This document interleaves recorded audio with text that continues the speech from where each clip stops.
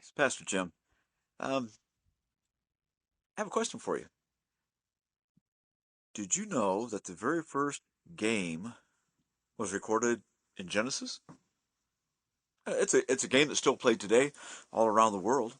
Um, it started with Adam and Eve and a serpent, and it's a game that a lot of people get involved in, and we hear it almost daily, in one form or another. But let me get it set up for you, and then I'll go to the passage that I want to look at. It has to do with Adam and Eve was told that they were told to they could eat of any tree in the garden except for one. And the serpent comes along and talks to Eve and says, "Why can't you eat from that tree?" And she says, "Well, basically, it's that God said we couldn't eat from that." Um, And the serpent says, "Oh, sure you can. You can eat from that. It'll give you knowledge. You'll know all kinds of things after that, and there's no wrong. You'll be fantastic." And so Eve does eat, and she brings the fruit home to Adam, and Adam eats as she's prepared it for him. And so this is the scripture I want to go to. It has to do with God coming in the evening, and as God did, and wants it still wants is to have people worship with Him and to speak to Him and to just celebrate with one another.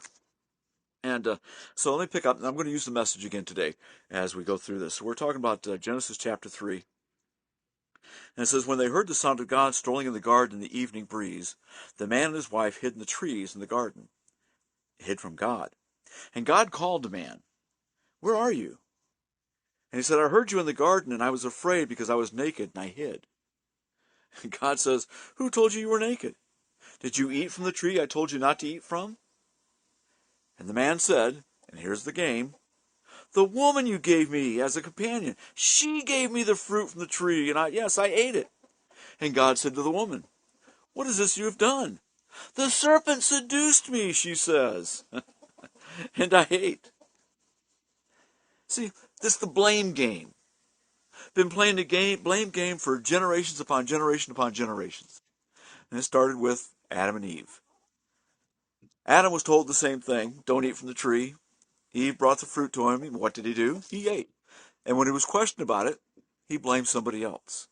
There's a couple of things also in that passage. God already knew what happened. God is all-knowing. And even when he asked, "Where are you?" he knew exactly where they were at. Where are you at? God knows, but where are you at in your heart?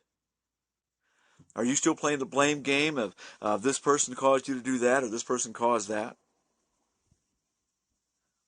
Or are you listening to God and focusing on Him? He knows the whole situation. He knows where you've been, where you're at currently. But what He wants is that fellowship with you.